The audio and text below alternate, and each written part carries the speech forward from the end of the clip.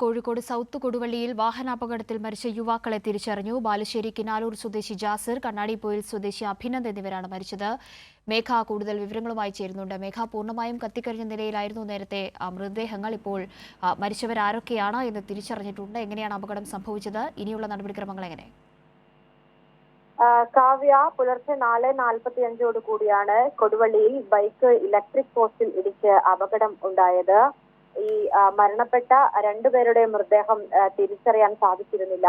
എന്നാൽ അല്പം മുമ്പാണ് ഇതിലൊരു സ്ഥിരീകരണം വന്നിരിക്കുന്നത്. ബാലുശ്ശേരി കിനാലൂർ സ്വദേശി ജാസിർ, കണ്ണാടിപ്പൊയിൽ സ്വദേശി അഭിനന്ദ് എന്നിവരാണ് മരിച്ചത്. ബൈക്ക് നമ്പർ ഉൾപ്പെടെ തിരിച്ചറിയാൻ കഴിയാത്ത വിധം കത്തി നശിച്ചിരുന്നു.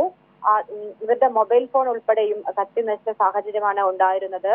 ഈ 4:45 മരണം സംഭവിക്കുന്നു. അതിന് പിന്നാലെ കൊടുവള്ളി പോലീസിന്റെ നേതൃത്വത്തിൽ അന്വേഷണം പുരോഗമിക്കുകയായിരുന്നു. CCTV ദൃശ്യങ്ങൾ ഉൾപ്പെടെ പരിശോധിച്ചതിന് പിന്നാലെയാണ് ഈ മരിച്ച ആളുകളുടെ പേരുകൾ ഇപ്പോൾ സ്ഥിരീകരിക്കാൻ കഴിഞ്ഞിരിക്കുന്നത്. മൃതദേഹം ഇപ്പോൾ നിലവിൽ കോഴിക്കോട് മെഡിക്കൽ കോളേജ് ആശുപത്രിയിലാണ് ഉള്ളത്.